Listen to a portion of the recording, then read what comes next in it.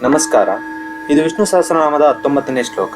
ಈ ಶ್ಲೋಕದ ಬಹುತೇಕ ನಾಮಗಳು ಮಹಾ ಎಂಬ ಶಬ್ದದಿಂದಲೇ ಆರಂಭವಾಗುತ್ತವೆ ಮತ್ತು ಕೊನೆಯಲ್ಲಿ ಕೃಷ್ಣನು ಗೋವರ್ಧನಗಿರಿ ಎತ್ತಿದ ಪ್ರಸ್ತಾಪವಿದೆ. ಈ ಶ್ಲೋಕದಲ್ಲಿ 8 ನಾಮಗಳಿವೆ. ನಾಮ 174ರಿಂದ 181ರವರೆಗೆ. ವಿಷ್ಣು ಸಹಸ್ರನಾಮ ಶ್ಲೋಕ 19.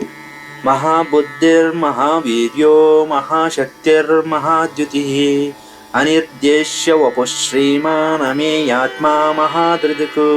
ಪದಗಳ ಅರ್ಥ: ಮಹಾಬುದ್ಧಿ, ಜಗತ್ತಿನ ಅತಿ ದೊಡ್ಡ ಬುದ್ಧಿವಂತ.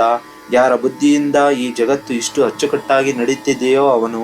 ಮಹಾವೀರ್ಯ, ಅಜ್ಞಾನಕ್ಕೆ ಸಿಲುಕದ ಮತ್ತು ಎಂದಿಗೂ ನಾಶವಾಗದ ಮಹಾ ಪರಾಕ್ರಮ ಉಳ್ಳವನು.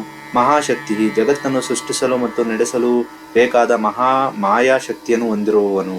ಮಹಾದ್ಯುತಿ, ದ್ಯುತಿ ಕಾಂತಿ, ಬೆಳಕು. ಸೂರ್ಯನಿಗೂ ಬೆಳಕು ನೀಡುವ ಮಹಾಪ್ರಕಾಶ ಇವನು. ಒಳಗೂ ಹೊರಗೂ ಬೆಳಗುವವನು. ಅನಿರ್ದೇಶ್ಯ ವಪು, ದೇವರು ಹೀಗೇ ಇದ್ದಾನೆ, ಇವನ ಬಣ್ಣ ಹೀಗೆಯೇ ಎಂದು ಬೆರಳು ಮಾಡಿ ತೋರಿಸಲು ಸಾಧ್ಯವಿಲ್ಲದ ರೂಪವುಳ್ಳವನು. ಅವನು ನೀರು, ಗಾಳಿ, ಬೆಂಕಿ ಎಲ್ಲದರಲ್ಲೂ ಇದ್ದಾನೆ. ಶ್ರೀಮಾನ್, ಐಶ್ವರ್ಯ ದೇವತೆಯಾದ ಲಕ್ಷ್ಮಿಯು ಸದಾ ಇವನ ಎದೆಯಲ್ಲಿ ನೆಲೆಸಿದ್ದಾಳೆ. ಇವನೇ ನಿಜವಾದ ಶ್ರೀಮಂತ. ಅಮೇಯಾತ್ಮ, ಯಾರಿಂದಲೂ ಅಳೆಯಲಾಗದ ಬೃಹತ್ ಆತ್ಮಸ್ವರೂಪ.